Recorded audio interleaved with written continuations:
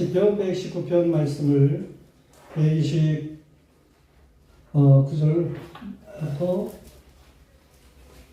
136절까지 말씀을 보았습니다. 오늘 말씀은 129절에 있는 말씀과 같이 죄의 증거들은 놀라움으로 내 영혼을 지켜나이다. 130절 말씀에 보면 주의 말씀을 열면 빛이 비추어 우둔한 사람을 깨닫게 하나이다. 그랬습니다. 주의 말씀을 열면 빛이 비춘다 라고 하는 말씀입니다. 우리가 따라서 한번 해보겠습니다. 주의 말씀을 열면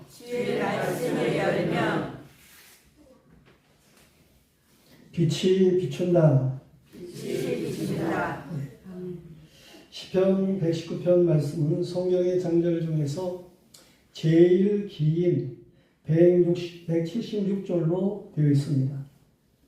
그것은 이게 계획된 시기 때문에 그렇습니다. 이스라엘 언어가 히브리어인데 그 히브리어에는 22개의 문자가 있습니다.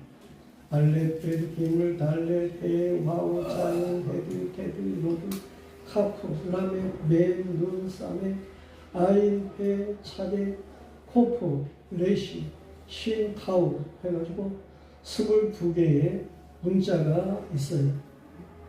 그런데 시편 119편은 그 중에 하나, 알렙을 가지고, 알렙부터 이제 시작을 하는데 제일 첫 자부터 알렙을 가지고 1절부터 8절까지는 맨 앞자를 알렙을 쓰는 거예요. 알렙으로 나오는 단어를 쓰는 거예요. 8절까지. 그리고 두 번째 문자가 베드입니다. 그 베드를 가지고 이제 9절부터 16절까지. 그렇게 맨 앞에 단어가 그 문자가 나오도록 그러는 거예요. 그러니까 오늘 우리는 129절부터 136절까지인데 여기에 해당하는 그 문자는 폐라고 하는 문자예요. 이 폐라고 하는 걸 가지고 129절 맨 앞에 단어도 폐로 나오는 것을 130절도 폐로 시작하는 단어 130절 이렇게 모두가 다 8절이 폐로 시작하는 그러한 단어로 기록된 시편이다. 그런 말씀입니다. 이 폐라고 하는 것은 사실 사람의 얼굴을 가르치기도 합니다. 폐 하는 그러한 것으로부터 푸니라고 하는 말이 이게 얼굴인데 푸니 얼굴 뭐 이런 것인데 그런 데서부터 이제 F라고 하는 걸 우리가 생각해도 좋다 그런 얘기입니다. 시편 119편 매 절마다 하나님의 말씀을 강조하고 있습니다. 그래서 시편 119편은 하나님의 말씀의 장이다 그렇게 말을 할 수도 있다 그런 얘기입니다. 중요한 것은 하나님의 말씀인데요. 하나님의 말씀은 성령의 감동으로 기록이 되었습니다. 베드로서 1장 20절 21절 말씀에 보면 먼저 알 것은 성령의 모든 예언은 사사로 이끌 것이 아니니 예언은 언제든지 사람의 뜻으로 낸 것이 아니요 오직 성령의 감동을 받은 사람들이 하나님께 받아 말하는 것이니라 그랬습니다. 어떤 목사님이 설교를 하는데 그 교회에 대학 교수인 사람이 나왔던 거예요. 그런데 그분이 설교를 듣고 나면 목사님은 성경을 하나님의 말씀이라고 그러는데 제가 보기에는 그렇지가 않아요. 그러면서 얘기를 한다는 거예요. 그래서 성경을 몇 번 읽었느냐 했더니 한 10번 읽었습니다. 그래? 그러면 오늘은 자면서 하나님, 이 성경이 하나님의 말씀인 것을 믿습니다. 하나님의 말씀으로 들려지게 해주세요. 그렇게 한번 기도를 하고 그리고 잠을 주무시고 그리고 성경을 한번 읽어보세요. 그렇게 말을 하셨다는 거예요, 목사님. 그랬더니 그분이 실천을 한 거예요. 정말 하나님의 말씀으로 잘 들려지게 해주세요. 기도를 하고 성경을 읽었다는 것인데 그냥 성경이 정말 하나님의 말씀으로 깨달아지더라는 거죠. 들려지더라는 거죠. 우리는 하나님의 말씀을 성령으로 감동인 것으로 알고 그리고 읽을 수 있어야 돼요. 그게 마음대로 되는 게 아니고 성령이 그 마음을 감동시키면 그러면 하나님의 말씀을 바르게 읽을 수가 있게 되는 것이죠. 하나님의 말씀은 성령의 감동을 받은 사람만이 바르게 이해할 수 있습니다.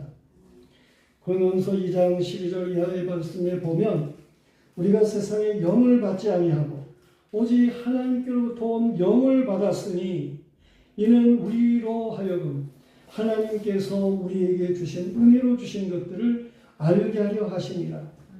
우리가 이것을 말하거니와 사람이 지혜 가르친 말로 아니하고 오직 성령께서 가르친 것으로 하니 영적인 것은 영적으로 분별하느니라.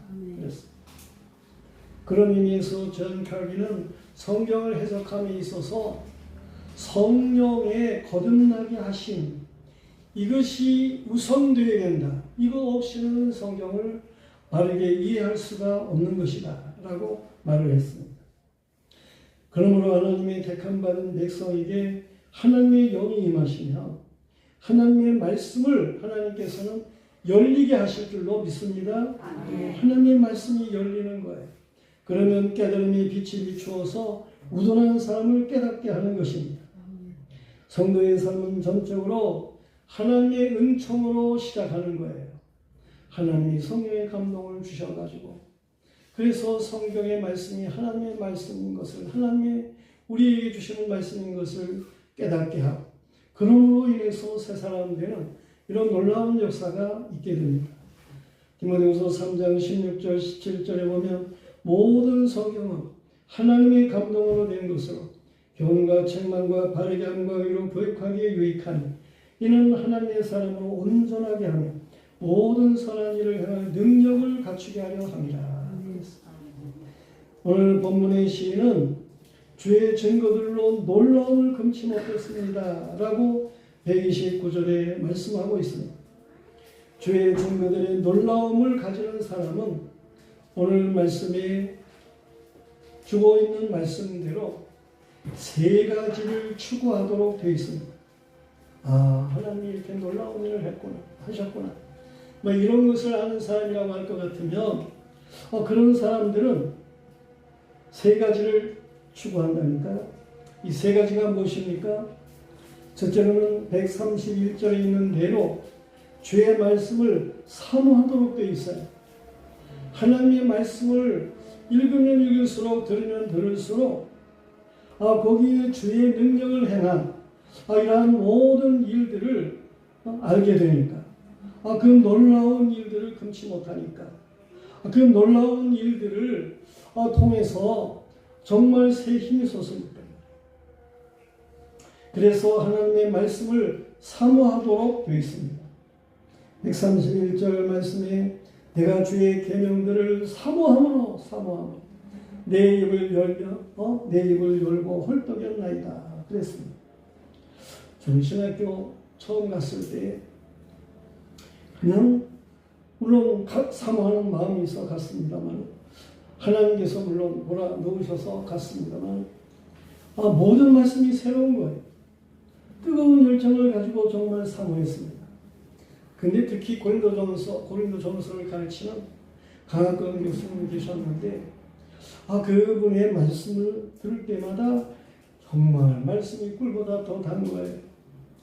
그래서 전 목사가 되어가지고 이제 처음으로 영화교회에 부흥회를 하게 되는데 그 강학권 목사님을 모시고 그리고 이제 부흥회를 했습니다. 기꺼이 와주셨어요. 그 전주에는 이 신림동의 동산교회 몇천 명 모이는 그러한 큰 교회에서 집회를 하셨어요. 근데 그 다음 주간에 영화교회에 오셔가지고 집회를 하는데 몇 명이나 모였겠어요. 그저 한 20, 30명 모였지요. 그런데도 정말 감사하게 오셔가지고 집회를 해주시고, 숫자가 적으니까 본인이 심하는 교회에 성도들을 모시고 오셔가지고 전도를 하고, 그래가지고 집회도 하시고 그랬다니까. 정말 얼마나 훌륭한 그런 목사님인지. 사례도 안 받으시고 그렇게 하셨다니까. 한 주간 동안 얼마나 감사한지 말이에요. 정말 하나님의 말씀을 정말 사모하는 이러한 사람들이 되어요. 하나님의 말씀이 얼마나 다른지. 사모님이 하나님의 말씀을 심히 사모하는 때가 있습니다. 물론 지금도 마찬가지겠지만, 어느 훌륭한 목사님이 집회를 한다 그러면 그냥 어린 아이들 셋을 데리고 여기저기 찾아다니시는 거예요. 목마른 마치 그것이 신의 물을 찾는 그런 사슴과 같이 갈급하게 떨떠리는 그런 모습이 있었음을 보게 됩니다. 성경 인물 중에 많은 사람이 주의 말씀을 사모하는데, 저 베다니의 마리아도 주의 말씀을 사모했습니다. 예수님이 신방을 오시면 언니 마르다는 예수님을 어떠한 음식으로 대접을 할까? 그래가지고 음식 만드는 일에 분주했어요.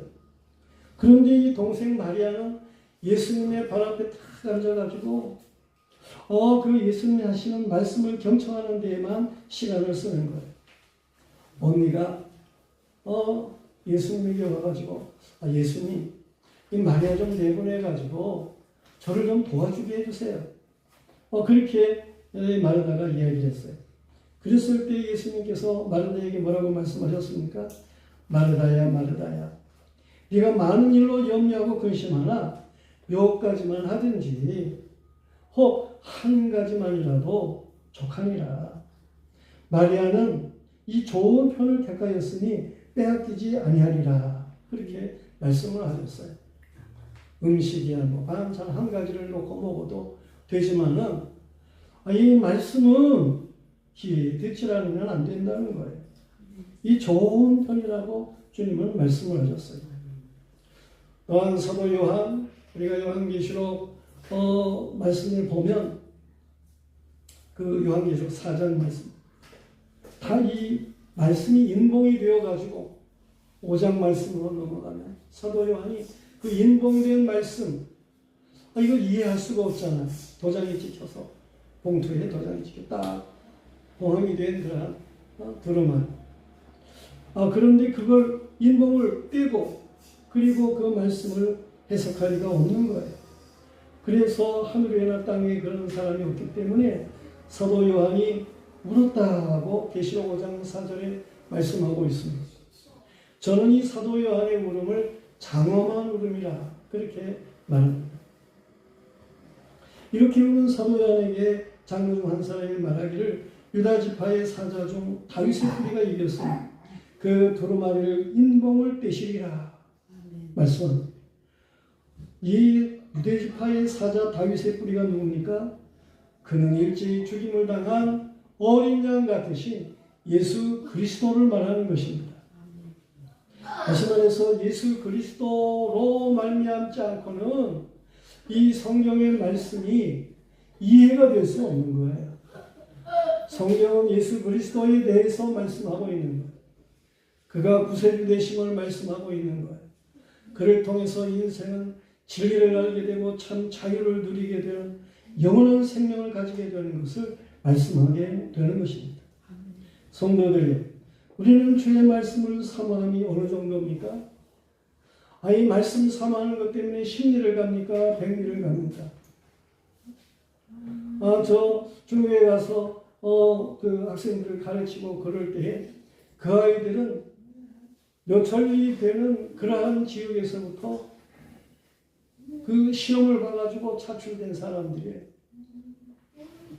이 신학교에 오고 싶어가지고 중국에 있는 그 신학교에 오고 싶어가지고 그래서 그냥 열심을 내고 그 많은 사람들 중에 시험을 보고 그래가지고 뽑힌 그런 사람들이었어요. 교회가 없는 시대였기 때문에 지금 한 30년 전 교회가 없는 때였기 때문에 막 멀리서도 그렇게 오게 되는 그런 사람들이, 교회를 찾아오는 사람들이 많았습니다. 열흘 제치고 말씀을 사모하여 보셨습니까? 예수 그리스도의 생명의 떡이 되시는 것을 믿으십니까? 예수 그리스도께서 영생의 물이 되는 것을 믿으십니까? 예수 그리스도로 말미암아 생명의 떡을 먹고 생수를 마시기를 원하십니까? 영생의 말씀이 계시니 우리가 누구로 가오리까?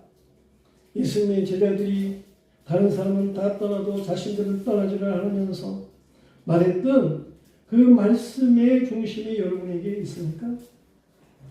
주의 말씀을 사모하는 사람이 택한 백성, 구원받은 성도인 거예요.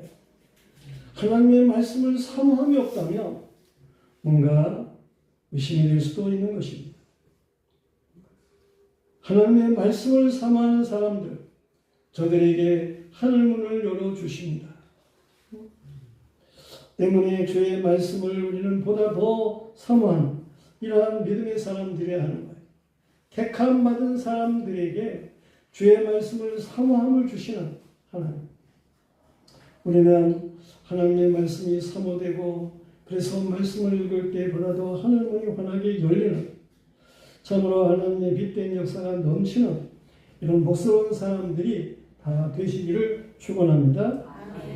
그런가 하면 두 번째로 하나님의 말씀을 읽을 때에 하나님께서 그 말씀이 열리어 빛이 되게 하시는, 열리게 하시는 그러한 사람들, 그들은 하나님의 말씀을 사모하는 사람들 뿐만 아니라 이 하나님의 은혜를 간구하는 사람이 되는 것입니다. 12절의 말씀이에요. 132절이요.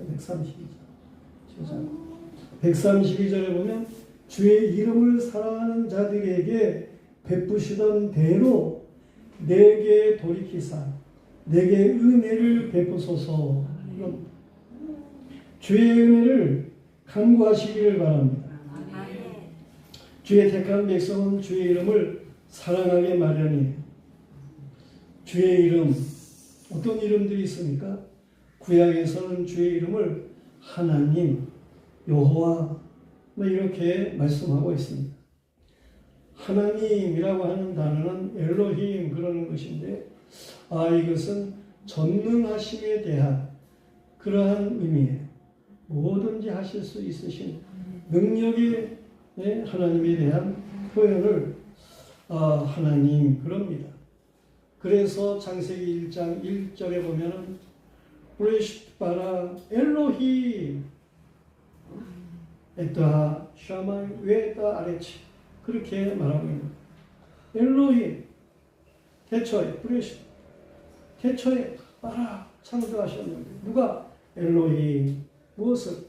에따 샤마이 그 하늘과 에따 아레치 그 땅을 그렇게 하나님께서 말씀을 하시고 계십니다. 전능하신 하나님의 표현이 사용된 거죠. 하나님께 은혜를 준 사람들은 전능하신 하나님과 교통했고 제사를 드리며 그 말씀을 다 준행했습니다. 아벨과 같이 믿음의 제사를 드렸습니다. 노아와 같이 그 말씀을 다 준행했습니다. 아브라함과 같이 그 말씀을 따라 행했습니다. 아브라함과 이삭과 야곱의 하나님께서는 모세에게 자신을 여호와라 그렇게 말씀을 하셨어요. 그때부터 하나님은 여호와시다 라고 말하게 되는 것입니다. 여호와라고 하는 말은 무슨 뜻입니까? 출애굽기 3장 14절 말씀에 보면 나는 스스로 있는 자라고 하나님이 말씀하시면서 여호와의 뜻을 알게 하십니다. 모세에게 여호와의 이름을 알게 하심으로 그부터 이스라엘 백성은 그 성호를 하나님 혹은 여호와로 교차해 불렀습니다. 창세기부터 신명기까지 모세가 기록한 모세오경이 되는 거죠. 모세가 기록할 때는 벌써 모세는 여호와를 알고 있었기 때문에 하나님이 안 계셨을 때의 내용을 말하고 있는 창세기에서도 여호와라고 하는 그 명칭이 창세기 2장에 벌써 나오고 있음을 보게 되는 것입니다. 이렇게 구약에서는 하나님의 이름을 기록하고 있는데 신약에서는 삼위 하나님에 대한 성호를 구별해 사용하고 있어요. 성부를 하나님, 여호와 아버지로 표현을 합니다.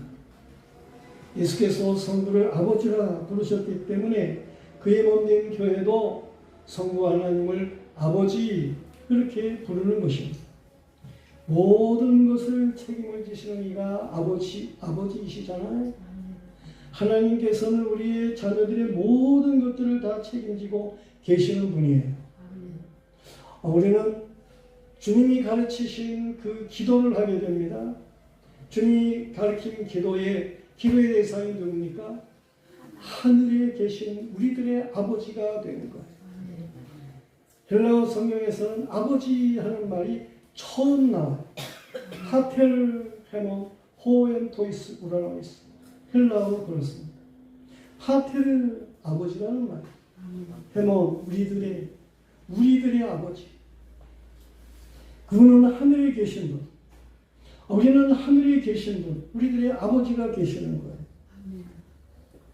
이 아버지 앞에 우리는 은혜를 삼아 이러한 사람들로 나아가는 것입니다. 성자에 대해서 여러 가지로 성자도 하나님이십니다. 성자에 대해서 여러 가지 이름으로 말하고 있습니다.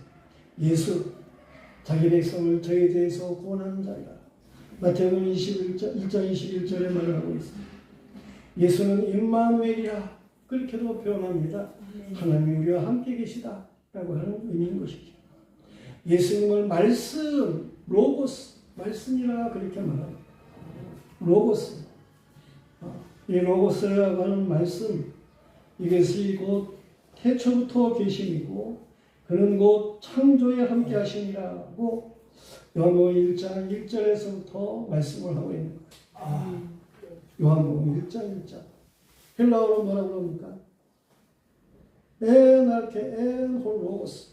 태초에 말씀이 되셨다라고 말을 하고 있습니다.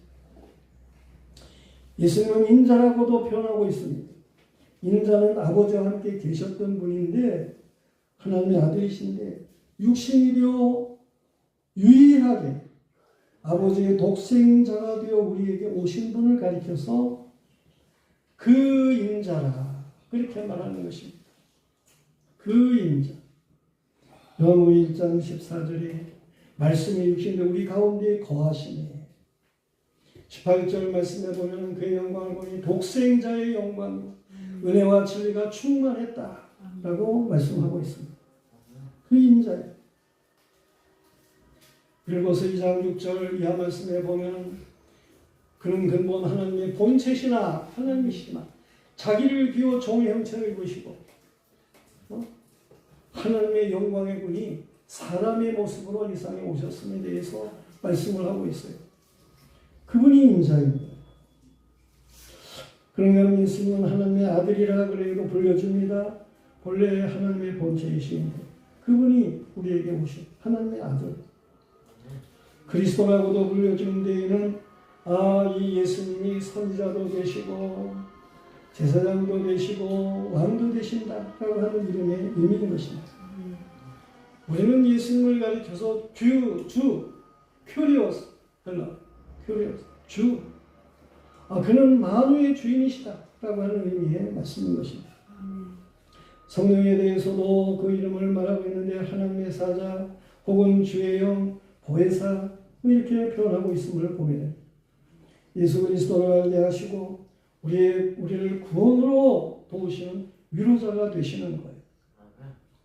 그 이름을 사랑하는 사람들은 이미 노아와 같이 은혜를 입은 사람들인 것입니다. 은혜를 사모하는 사람. 은혜를 알기 때문에 은혜를 사모하는 사람. 창세기 6장 8절 말씀에 보면 그 패역한 시대에 그때의 노아는 6장 8절에 보면 그러나 노아는 여호와께 은혜를 입었더라. 그랬습니다. 은혜를 입은 노아 그의 행함은 세상 사람과 같지 않았습니다. 보다도 하나님의 은혜를 간구하는 것. 하나님이 말씀하신 그 말씀 당시에 불가능한 것 같기도 하고 그 말씀을 따라가면 사람들이 미쳤다고 할 수 있는 그 말씀이지만 노아는 하나님께 은혜를 주는 사람으로 그 말씀을 다 준행했습니다. 그래서 모든 짐승이 쌍수로 들어갈 수 있는 배를 만든 거예요. 노아의 가족 식구들이 들어갈 만한 배를 만든 거예요. 그 이름을 부르는 자들은 이미 여호와 하나님의 만나주심의 은혜를 입은 사람들인 것입니다. 성도들이여, 우리는 그 이름과 같이 일하시는 주의 은혜를 더욱 사모해야 하는 것입니다. 이름과 같이, 하나님의 이름의 의미와 같이 하나님의 은혜는 우리에게 주어진다라고 하는 말씀입니다. 그 은혜를 우리가 사모해야 되는 거예요. 구약에서 주의 이름을 가장 많이 부른 사람이 누굽니까? 생각할 때 저는 다윗이 아닐까? 그런 생각을 합니다. 다윗의 시편에 보면 하나님이여 라고 하는 말씀도 수도 없이 나오고, 뒤편으로 가면 여호와여 라고 시작해서 되어지는 모든 말씀들이 있게 되고 그렇습니다. 우리도 주의 은혜를 입은 사람들임을 믿으시길 바랍니다.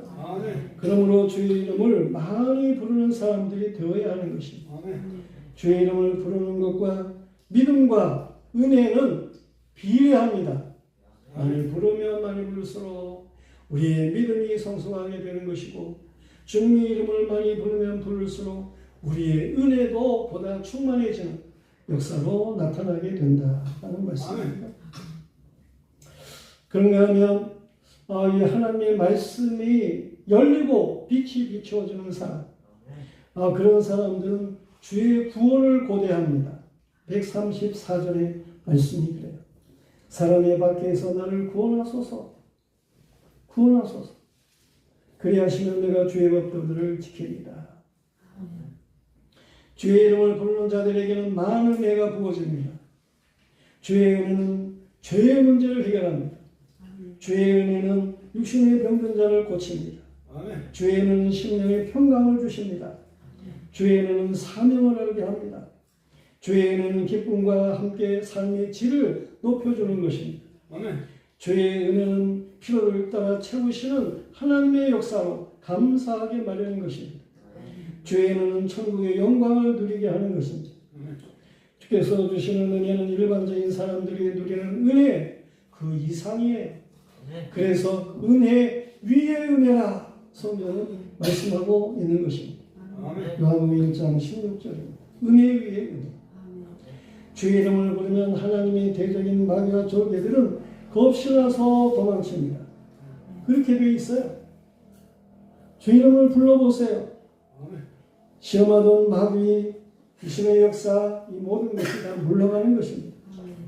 이미 예수 그리스도께서 공생애를 시작하실 때에 40일간 금식하시고 광야로 나가서 성령에 이끌려가지고 마귀의 시험을 대하게 되는 거예요. 마귀가 세 가지로 시험을 했잖아요. 하나는 돌덩이로 떡이 되게 하라는 거예요. 예수님께서 말씀하시기를 사람이 떡으로만 사는 게 아니야. 하나님의 말씀으로 사는 것이다. 영적인 존재라는 거예요. 그랬더니 마귀가 졌지요. 높은 곳에 예수님을 데리고 올라가 산에, 높은 산에 가서 천하만국을 보이면서 다 내 건데 너 나한테 절을 해라. 그러면 내가 너에게 모든 걸 다 주겠다. 그 모든 걸 만드신 이가 누구신데? 하나님이 천지를 만드신 거 아니에요? 예수님이 말씀으로 그 모든 것을 만드신 거 아니에요? 하나님을 시험하지 말라 물리친 일이 있습니다. 성전 꼭대기에 데리고 가서 뛰어내리라는 거예요. 그런 천사가 사뿐히 안아주겠다는 거예요. 이거는 이생의 명예를 높이게 하는 자랑과 같은 그런 일이 될 수 있는 거예요. 그때 예수님께서 역시 이 마귀의 시험을 물리치셔서 승리하셨습니다. 이기신 거예요. 세 가지의 시험. 떡이 되라고 하는 거는 정욕적인 시험이야. 먹고 마심에 대한 시험. 천하만국을 보이고 이러는 일들, 이 소유욕에 대한 시험이고. 그런가 하면 높은 데서 뛰어내려라. 이 시험은 명예적인 시험. 예수님은 이런 정욕적인 시험, 육신의 정욕. 그런가 하면 안목의 정욕인 소유의 정욕. 그런가 하면 뭐예요? 이 높은 데서 뛰어내려라. 이 명예적인 이생의 자랑의 시험. 육신의 정욕, 안목의 정욕, 이생의 자랑. 마귀는 언제든지 이 세 가지로 시험해 옵니다. 언제든지 그렇습니다. 그 범주 안에서 시험해. 그런데 예수님이 이기셨다니까요. 우리가 예수님의 이름을 부르고 예수님의 이름으로 나가면 마귀는 물러가도록 되어 있습니다. 마귀의 세력이 주의 이름을 부르는 곳에 왔다가는 변림없이 깨질 것이고 주의 이름을 부르면 마귀의 세력은 물러가는 것입니다. 여기에 구원의 역사가 나타나는 것입니다. 뿐만 아니라 예수께서 창조주의 권능으로 우리를 새롭게 하시는 구원의 역사를 허락하십니다. 예수여 우리를 불쌍히 여기소서 할 때에 나병 환자가 고침을 받았습니다. 예수여 우리를 불쌍히 여기소서 할 때에 소경이 눈을 떴습니다. 주여 믿습니다. 믿음 없는 것을 용서하소서 할 때에 어떤 간질병 환자의 아들 그가 고침을 받았습니다. 성도들이요, 예수의 이름을 부르는 자는 복이 있는 사람이 됩니다. 복이 있습니다. 주의 이름을 부르는 자는 구원을 얻습니다. 예수 그리스도가 소테리아 구원이시기 때문에 그렇습니다. 우리는 주는 우리 이미 시험에서 우리를 건지셨고 지금도 건지시고 앞으로도 건지실 것입니다. 주의 구원을 간구하시기를 바랍니다. 오늘 이처럼 주의 은혜의 얼굴을 주의 종에게 주의 종에게 비추시고 주의 윤례로 이제 가르침을 받는 사람 135절 말씀에 보면 주의 얼굴을 주의 종에게 비추시고 주의 얼굴로 나를 가르치소서. 이러한 교훈 가운데 있는 사람, 그 사람은 어떤 이제 일들이 있게 됩니까? 주의 얼굴이 비춰진다. 야곱은 약복 강가에서 저 다가오는 400명을 데리고 자기를 죽이려고 다가오는 그 에서의 세력, 그것을 앞에 놓고 하나님 앞에 기도를 했어요. 하나님, 저 에서의 세력을 물리쳐 주세요. 밤새도록 기도를 하는 거 아닙니까? 새벽에 돼가지고 씨름하던 천사가, 야곱과 씨름하는 천사, 난 가겠으니까 난 노라는 거예요. 그럴 때에 복 주시지 않으면 난 절대로 안 보냅니다. 야곱이가 붙잡고 늘어집니다. 야곱의 환도뼈를 쳤습니다. 천사. 그래 위골이 됐어요. 그래도 붙잡고 나에게 축복을 하세요. 그러는 거예요. 그랬을 때 내 이름이 무엇이냐? 야곱입니다. 야곱, 뒤꿈치를 잡았다는 약삭받은 자의 이름입니다. 내 이름이 야곱인데 이제 앞으로는 이스라엘이라고 해라. 이스라엘, 하나님과 겨루어 이겼다라고 하는 이름의 뜻입니다. 그래서 야곱의 이름이 이스라엘로 바뀐 거예요. 이 야곱은 그 장소를 뭐라고 불렀습니까? 브니엘이라 불렀다는 거예요. 브니엘이라고 하는 말은 분이 얼굴이라는 말이고 하나님의 얼굴이라는 말.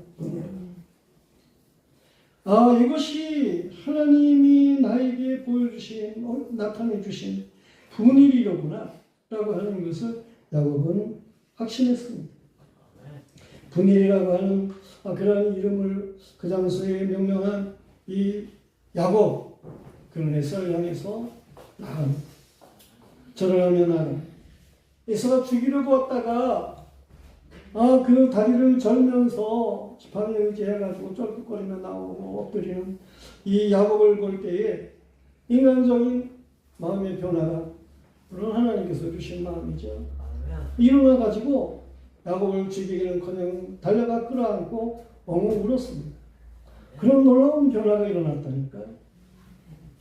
주의 말씀이 열려지면 빛의 자녀는 주의 계명을 사모합니다.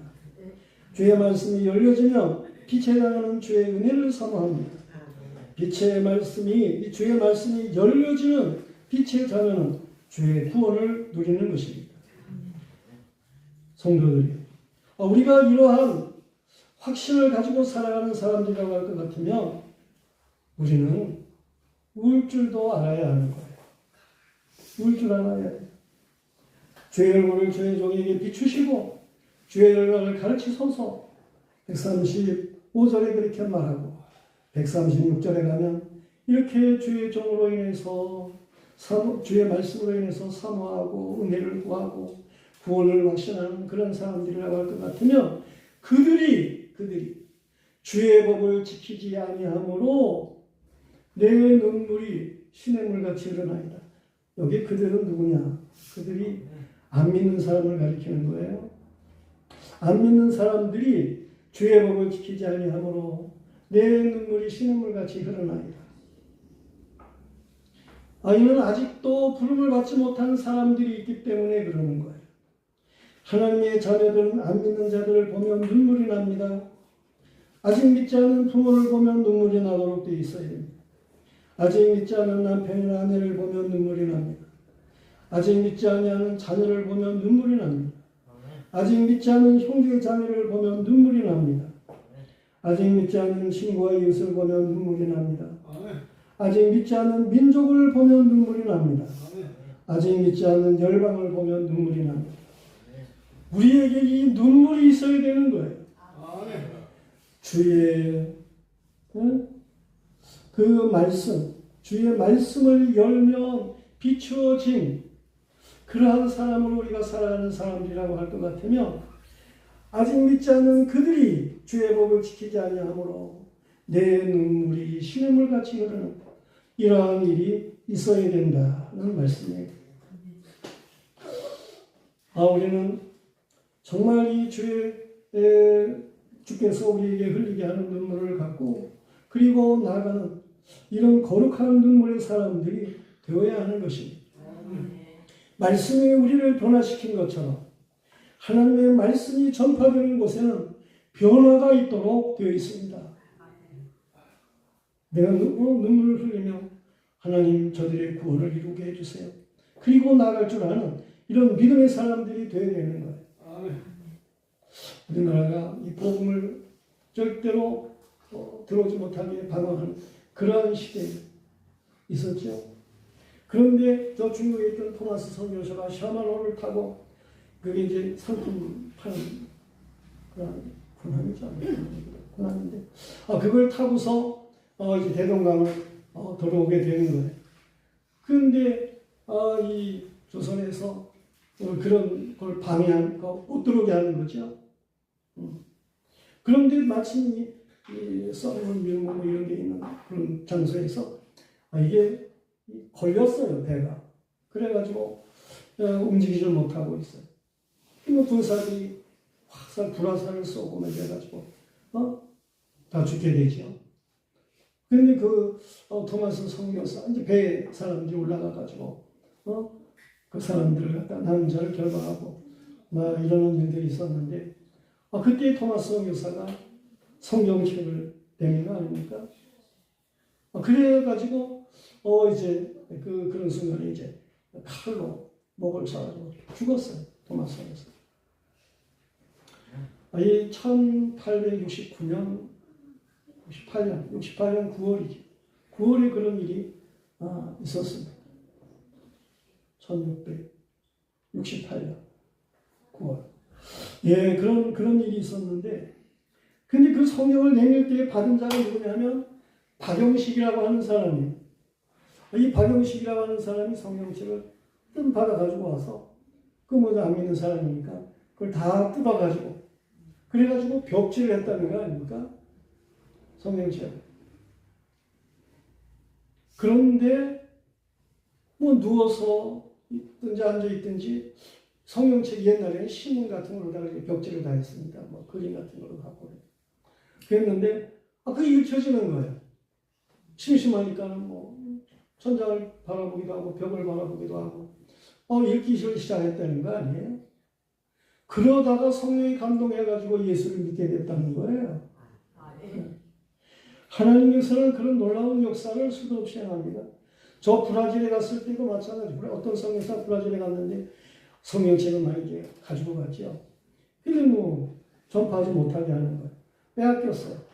그걸 빼앗은 사람이 휴지통에다가 버린 거예요. 그런데 그 휴지통에 버려진 성경책을 다 풀어가지고 그걸 갖다가 이제 이 야채 장사하는 사람이 야채 봉투를 만들었어요. 그래서 거기다 담아주는 거예요. 사람들이 그걸 사가지고 가가지고 뭐 읽어보니까 이 성경 얘기. 그래서 이 사람도 읽고 저 사람도 읽고 이런 성경책을 성경을 이 봉투를 읽다가 보니까 이게 많은 사람들이 하나님의 말씀을 많이 알게 된 거예요. 그래서 선교사가 나중에 갔을 때는 벌써 거기에는 준비된 사람들이 많았더라. 그런 이야기를 하고 있습니다. 우리가 주의 말씀을 위해서 마음에 뜨거움을 갖고 변화되는 사람이에요. 하나님의 말씀을 사모하는 사람들이에요. 하나님의 은혜를 사모하는 사람들이에요. 하나님의 구원을 누리는 사람들이에요. 우리도 다른 사람들에게 이런 복스러운 역사가 일어나도록 증거하며 살아갈 수 있는 사람들이 되도록 먼저는 안 믿는 사람들 때문에 눈물이 나야 됩니다. 그런 사람들은 기도하게 되고 틀림없이 하나님의 복음의 전진의 역사를 가져오게 하는 사람들이 되는 것입니다. 우리 모두가 다 우리와 같이 행복한 사람들을 위하여 울 수 있는 이런 믿음의 사람들이기를 축원합니다.